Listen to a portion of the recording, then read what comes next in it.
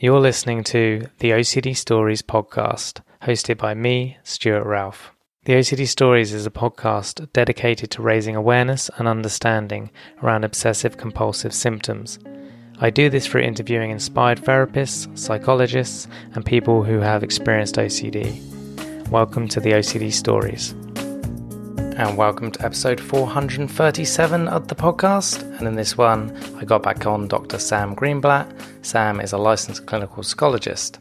And in this one, we get an update on Sam, and then we talk about the intersections between OCD and the LGBTQIA plus community, how OCD can show up in this community, including common themes, working with therapists who understand the needs of the community, and much more. And thank you to NoCD for supporting the podcast. NoCD offers effective and convenient therapy available in the US and outside the US. To find out more about NoCD, their therapy plans, if they currently take your insurance, or to download their free app, head to go.treatmyocd.com/the OCD stories, or the link will be in the episode description. Thank you to all of our patrons for supporting our work. To sign up to our Patreon and to check out the other benefits you'll receive as a patron, please see the link in the show notes. So thank you to Sam for his time and expertise. I appreciate it. And of course, thank you to you guys for listening. As always, it means a lot. Without further ado, here's Sam. Welcome back to the podcast, Sam. Hello. Thanks for having me again. Yeah, it's good to have you on. So before we get into today's topic, it'd be good to get just an update on you, how you've been, anything you want to share. Oh, honestly, you ask that question every time, and this time it just struck me as oh wow, wasn't expecting it. What is up with me? Last episode I did was this big kind of major update with me with some insight that had gotten around the way that I myself had been applying ERP to myself in my own practice as somebody who has OCD, and with clients where the main mistake that I had identified that I think that I had been making was advising people, initially to just not trust their gut as somebody who has OCD, right? When we have OCD, we do have this false gut feeling, masquerading gut feeling that is part of the OCD process, right? Where you could describe it as, oh, we just have this gut feeling that something's wrong, right? That pit, that drop in the stomach, the sense of dread that makes OCD so difficult and so sticky. So my initial conceptualization of the work is, okay, so we can't trust our gut. We have this faulty gut, and instead you need to make decisions based off of your best rational guess and your goals and your values, and again, some of the ACT work and terminology and things like that, which for the most part is still very useful, and completely changed my life for the better. And I know has that philosophy and that mentality has worked for many folks, but I think there's a nuance that it missed, and sometimes the devil can be in the details, and those nuances could be so important. So I realized, and check the previous episode if you want some more details, because we really go into the story behind it, that OCD is more about repairing your relationship with your gut. And I've really, really enjoyed integrating this part into the work of using OCD therapy to rebuild or build for the first time your confidence in yourself, right? OCD, in some way, it could be viewed through the lens of, I don't trust myself to be able to make a decision in X area, and X area could be your OCD theme. If I'm in the right relationship, if I actually have cancer, what my sexual orientation is, et cetera, et cetera. For other areas, I think I'm fine making a decision. I could order, Mexican or Thai, and that's fine. I'm not double checking that. But in that one area, I just don't fundamentally trust my ability to assess reality and to choose. And I think everyone else in the world has this better natural innate ability to figure these things out. OCD treatment is is kind of saying you do have that natural innate ability that is just as good as everybody else to make a decision, to make a conclusion, even in the domain that your OCD is corrupting. Yes, right now it's a lot tougher. There's so much extra noise. You're trying to listen to like one note within like this cacophony of an orchestra where it's kind of been hijacked by some like deep bassy horns of the OCD, right? And you're trying to listen through it. But when we can kind of tone down the volume, shift the equalizer, when we start to on one end reduce the kind of volume of the OCD, but also on the other end build up our our sense of our ability to hear the notes that are our gut feeling, that's our intuition. That's kind of the way that eventually we're able to navigate through and make decisions surrounding the topics that the OCD has really corrupted, right? Mm. We build up this ability to say, and that's where like, I've spoken also about like inhibitory learning theory, which I think is a great model of OCD. Also check previous episodes for more details around that. But that's also where I think that model really shines. It's it's saying that ERP is a learning process and a learning experience. And what we're learning through resisting the urge to compulse is that we don't need that extra layer of defense. We don't need that extra time and energy spent trying to kind of weed through the details in order to make a safe or accurate decision. That in the absence of that, we are totally fine. That our ability to make decisions, our gut feeling and our intuition is totally fine and healthy. So that's part of the work that I've been doing both personally and has been really influential in some directions that I've been taking the work that I've been doing with clients. And it feels so good. Um, I'd say like just to talk about like the work from like an emotional scale. Um, Previously, like my work and my experience with the therapy has what would the feeling be? Has felt like very incredibly useful, maybe to use the word like useful as this like very kind of pragmatic kind of sense. And now Mm. I feel like my work feels useful and good. It feels both pragmatic and there's kind of this like warm, empowering, kind of loving kind of shade to it. This like humanistic see you as the gestalt as the whole kind of Mhm. part to it. Um, it just feels really nice. So that's the update.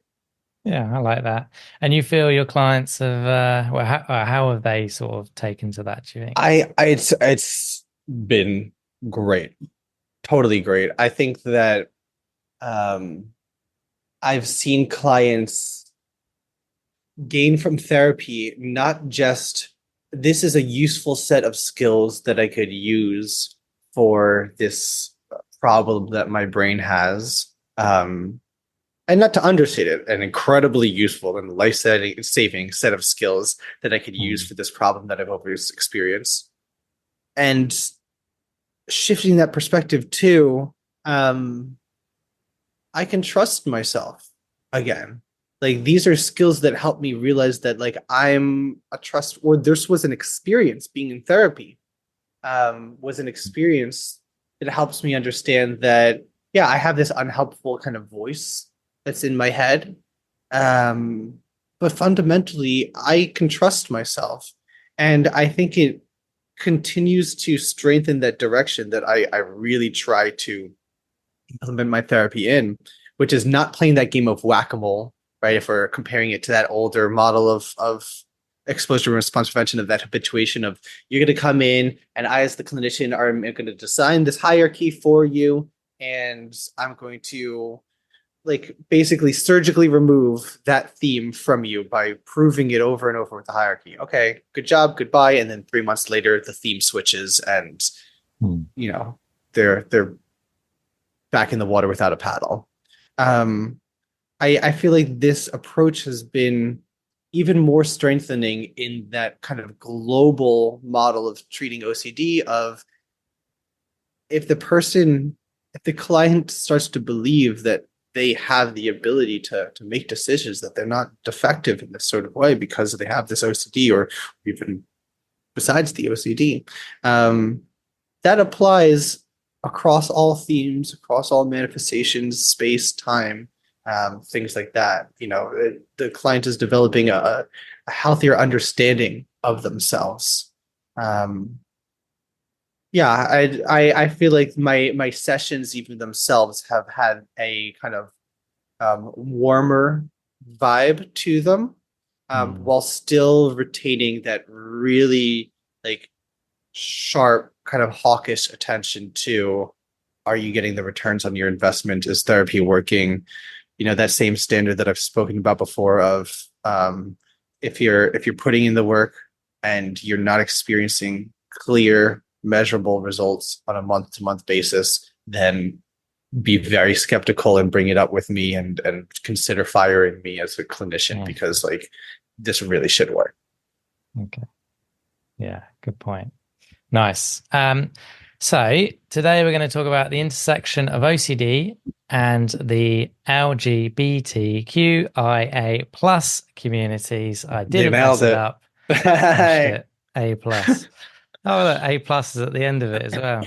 Yeah, oh Nice. hey, Yeah. it There you go. gives you your predicted score. Yeah. Never got an A plus. I did get an A. Anyway, side note. In what? In what? In what? That was in my first master's in mental health. I got was a distinction, which is an A. Ooh. Yeah, Psh. An but A in yeah, masters, all right. yeah. But this isn't about me. I then got a B in my Uh, second master's, so all right, all right. You started Anyway, off strong. I started off strong, yeah, and then got bored. I'm joking. I just want to start off by talking about the challenges, generally the challenges these communities may face around getting OCD therapy, doing OCD therapy. I'm going to ask you about the themes specifically in a bit, but just more Sure. generally, where maybe the roadblocks or things to consider for these communities. 100%. Just as a kind of time saver, also before I jump into this, I'll be referring to the LGBTQI plus kind of community. I'll just use the word queer just as a shorthand, but anyone out there, please note that that's kind of what I'm alluding to. Um, I mean, in terms of challenges, there's a number of different challenges, right? We talk about a few different like barriers to entry. I feel like a lot of times when we talk about barriers to entry, we talk about it in the OCD community with like certain themes, right? If somebody has pedophilia OCD and they're afraid of like, oh my God, if what if I go in and somebody misunderstands me, or self-harm like suicide OCD, what if I go in and somebody like misunderstands me and Hmm. puts me into inpatient. I feel like folks with queer in the queer community, it's not the fear that somebody will like misunderstand them and hospitalize them or inpatient, but there can be so much, sometimes lowercase t trauma, sometimes even PTSD of um being that that is correlated to various shades of being misunderstood, Hmm. uh you know ranging from being mislabeled or misidentified to experiencing aggressive, violent, homophobic, transphobic, etc. Hmm. Actions. So this is a population that is at risk from a number of different covert or overt kind of ways. Um, Usually in a therapist office, the fear is not necessarily going to be on the end of the spectrum of what if somebody beats me up because of my gender or sexual orientation or identity. But it's going to be more more of more in terms of that spectrum of what if therapy is more harmful than it is helpful because of my therapist's understanding, acceptance, and attitude towards my identity, right? If I'm going in for OCD and my this is kind of jumping a little bit ahead, but a lot of queer folks develop OCD themes around relationships and around gender and around sexuality. And as a result of having themes that are very kind of proximal to their identity as a queer person, it becomes this inherently kind of tricky zone where if they're not seeing an affirming clinician or a clinician that's competent and has kind of know-how of working with somebody in those populations, they could not only just be kind of misidentified, misgendered, etc., but they could also be mistreated because, again, that the OCD themes might be really proximal, right? Let's say they have a non-cisgender identity and they have OCD around their gender identity in the hands of a quote unquote wrong clinician. They could really be mistreated, right? They could be kind of guided to do exposures of, oh, I'm actually cisgendered and maybe I'm wrong, or the work can serve to really muddle their understanding of like their best guess as to their identity because the clinician is kind of leading them astray, right? It kind of links to that good therapy should be about reinvesting trust in the client themselves, right? That we as clinicians should just help the client make the improve their process of decision making. But sometimes if the clinician has this unchecked bias of like what reality is, let's say that like sexuality is just a binary and you're gay or you're straight, and now somebody who is bisexual or pansexual is coming in and I'm doing an exposure of, oh, maybe you're not straight, you're gay, or maybe you're not gay, you're straight. That could really mess with someone's head, right? So not just something that it's not just this like sensitivity of about words and like what if somebody says something that you know is incorrect, and even that like I'm spoofing that up and there's a lot of legitimacy to that, but just to kind of paint this picture, the challenges and the fear of seeing a clinician that's not competent can have very clear and observable from even just an OCD perspective consequences. Yeah, thank you for sharing all that. I just wanted to start with there because in case it addresses anyone's worries. So let's think about maybe the themes. Like how does OCD for these communities intersect with the themes, I should say? Like, yeah, so I do think that people develop a theme for a reason, right? At first, it was like my understanding and maybe even my training that was saying that themes are kind of just randomly generated. Your brain is searching; it's a broken alarm system. It's searching for justification, and it tries out all these different things and eventually it lands on something, and that can be just kind of this random pairing. What have I found through over my work? I don't know if this is like, an evidence-based statement, but it's a statement based off of seeing hundreds of people with OCD, is that the themes that you develop are ones that are really proximal to your values or fears that for some reason over the course of your life seem like they have more are more obvious fears to you for some reason or another, right? Folks that grow up and part of their development is learning that they're queer in some way or another, are more aware of the threat that having the quote unquote wrong sexual, gender, romantic kind of identity um, could have on somebody's life, right? It's far more salient for these folks uh, how things can go wrong in that domain and there could be serious consequences, right? Mhm.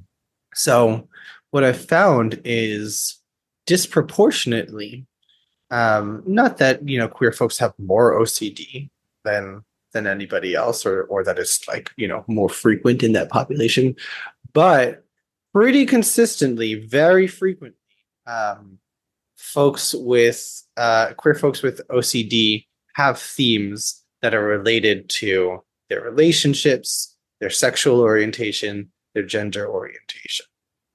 Mm. Yeah. Yeah, that makes sense. And I know what you mean when people have said themes are irrelevant and well, they are irrelevant, right? To a point, but it's more they're generated randomly, as you're saying, Right. which we also know for a long time people have said it targets what's important to you.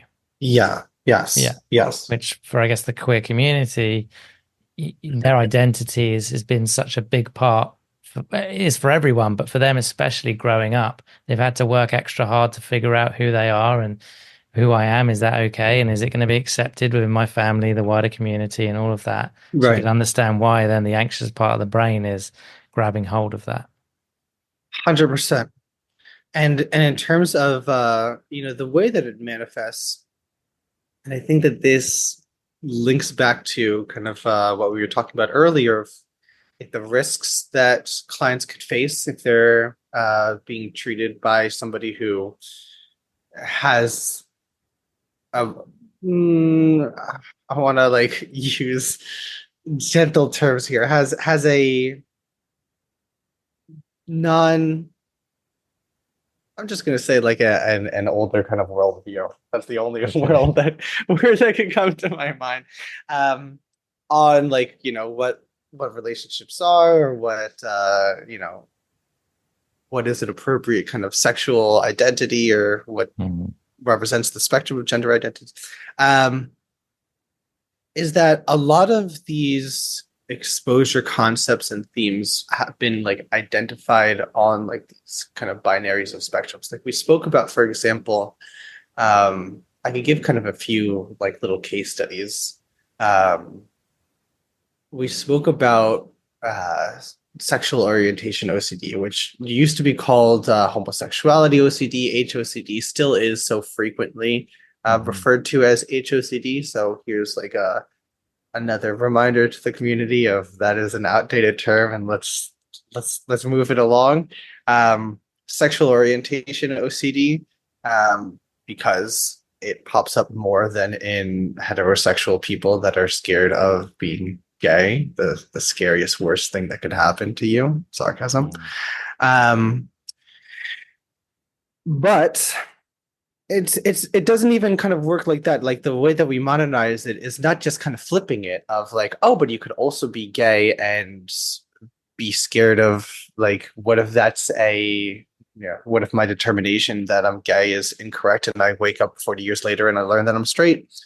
There's more nuance to these things, right? I've Mhm. worked with um, clients who are bisexual.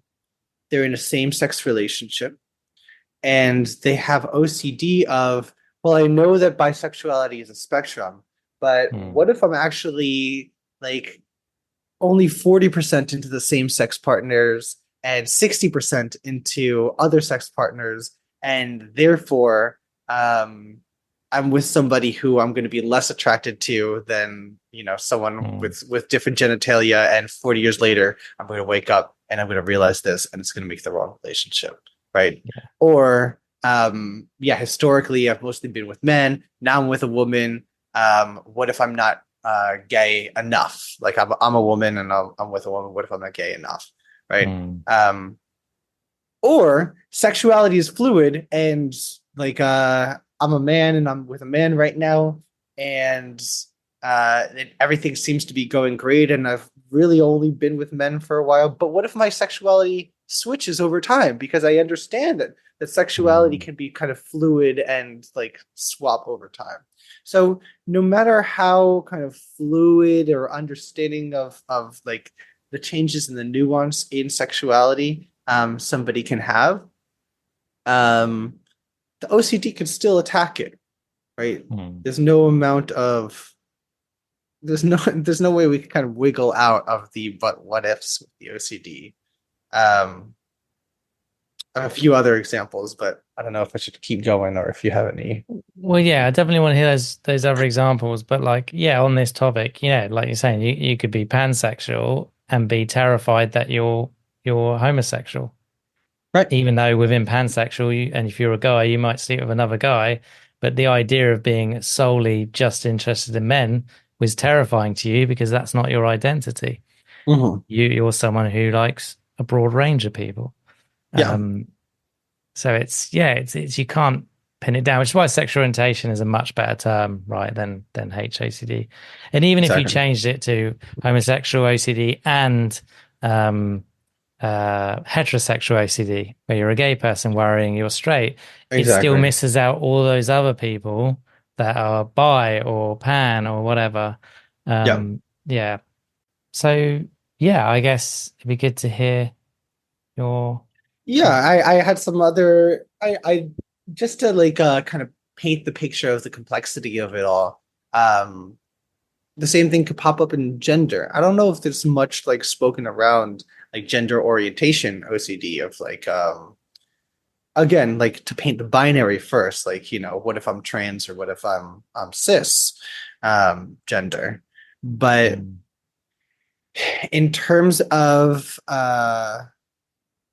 in terms of the spectrum of it all, right? Folks might end up identifying somewhere on like a genderqueer spectrum of it all.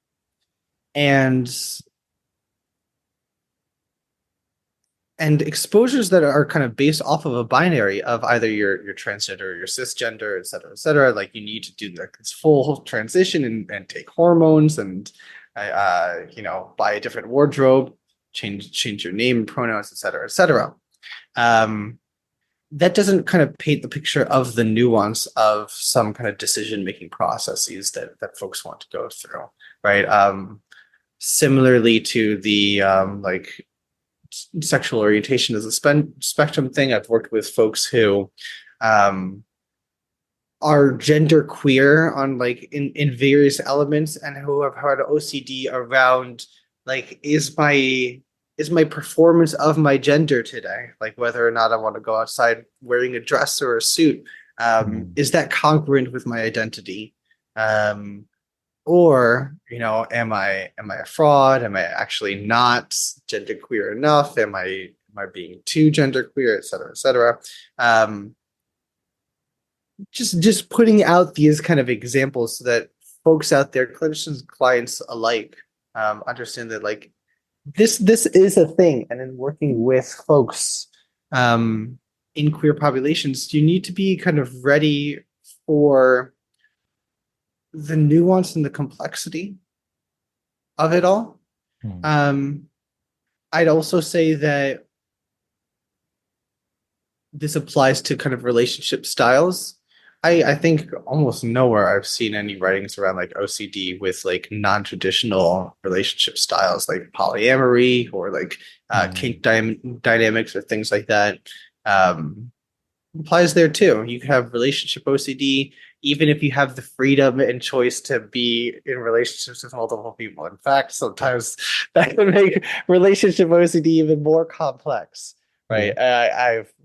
I've worked with a number of folks that are in like monogamous relationships that are like, oh, maybe I should be poly because then you have that freedom of choice and then you never have to worry about it. But poly folks have relationship OCD too, so just Yeah. know that it's out there.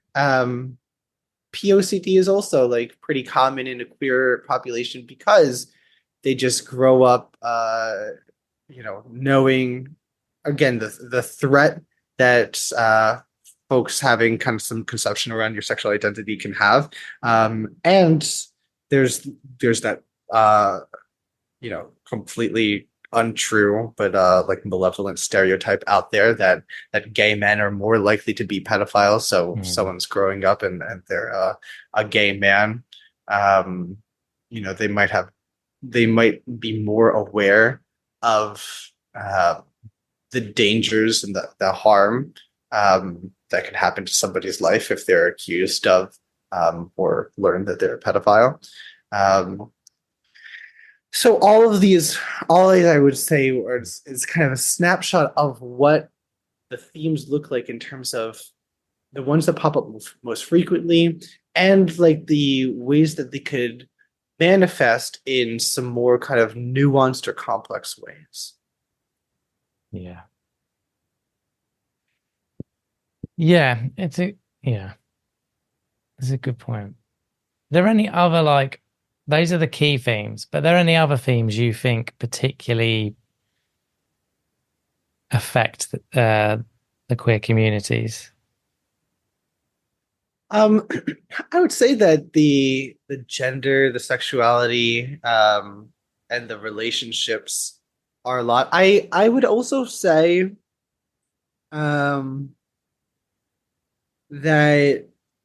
kind of within relationships, the partner I honestly I know that there's two terms for it, right? There's the partner focused relationship OCD and the relationship focused ROCD. Is that correct me if I'm No, wrong? yeah, I'm forgetting the terms. But One is there's obviously you're focused on the rightness of the relationship. The other, you're focused on physical appearance, if I remember. one the way that I understand it, one is that you are more focused on is this partner right for me? And the other Yeah. is about like the longevity of the relationship, or more commonly, like is my partner, still in love with me, is et cetera, et cetera. Right. The version of relationship OCD that I see pop up most frequently in queer folks is am I going to do something, is almost like a version of like responsibility OCD. Am I going to like am I harming my partner? Am I going to eventually kind of harm my partner through like this realization? Right. It's less do I find my partner attractive enough, or are they X or Y or Z? It's more, am I actually gay enough for my partner? Have I not communicated something with my partner, and like I've overstepped this boundary, and like I committed some like sexual assault, or like went too far with them. Um, is my partner actually in love with me? A lot of things that would kind of fall under, in attachment, we would call like those like insecure like attachment, or anxious attachment kind of things. And I think that kind of makes sense too, in how relatively more tenuous or challenging it is to find partners when you're part of the queer community. It's just proportionally a smaller population, and there's judgment, and there's people that are just new to the community that like things can be kind of messy, et cetera, et cetera. I think that kind of pops up a lot too.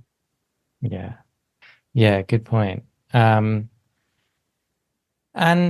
I guess I just wanted to ask about therapy. So thinking about when you're in therapy and you're with a therapist you feel safe with and trust, and I guess I'm wording this wrong. I think what I'm trying to ask more is, in your experience, Sam, when working with this population, what things are you looking out for and working with, maybe alongside the OCD, or keeping in mind of how it may be into playing with the OCD? Yeah, And the yeah. one thing that comes into my head is trauma. So not saying everyone in this community has trauma, because of course they don't, but I don't think it's a far off guess to say there's a good chance many of them would have had problems in their teenage years with Yeah. trying to come out, communicating that to their families, making sense of their identity in the whatever world they're in or town, or and the issues that may or may not have caused. But yeah.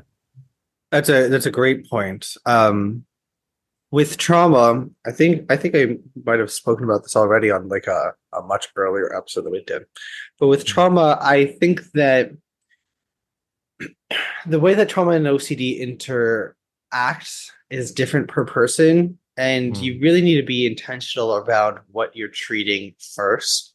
But it'll kind of come up and block you if you're making the quote unquote wrong choice anyway, right? Sometimes you'll treat the OCD, and once the OCD is cleared up, it'll be revealed, oh, there's a lot of like unprocessed trauma that I also have. And now that I'm not spending all day, every day obsessing and compulsing, I have like this increased awareness of like, oh, some shit really went down in my life and I need to process that.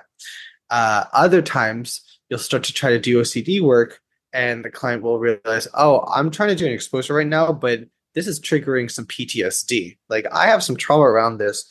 And then you'll realize, okay, so we need to kind of do that first, right? Other times, yeah, it'll be a little bit more of like of a jumble itself, but it does interact, and that's why I think that like understanding like why the themes developed, like you have this theme for a reason, and look at the trajectory of your life, and it makes sense that not that like this fear is like accurate or has more of a chance of being true, but it makes sense that your brain would be hyper vigilant around this topic given your lived experience, and being able to kind of process, make space for that, and be kind of do both the exposure and response prevention and some maybe gentle version of like prolonged exposure, which is like the exposure variant for PTSD. But overall, just teaching the client that different signals are going to pop up, that they could sit with these signals, that it's, that they are essentially kind of safe signals as painful as they are. That's kind of the global skill that we work with. When someone has those interactions. I would say too, like other things that I'm looking out for as a clinician, or advice that I would give other clinicians that are working with someone from that LGBTQIA plus community, is being humble and admitting when you don't know things. There are so many different terms, and the language is constantly evolving. To the extent that two people in a community might have different definitions of the same term, right? So it's absolutely okay, and encouraged to ask questions, and ask the questions that are relevant. Quickly kind of check yourself. Did a client just bring up this term and I don't know this term, and I should know this term, so like let me ask. And that can be tough as a clinician to like have that humility of like there's something that you're talking about and I feel like I should know but I don't know. Go ahead and ask.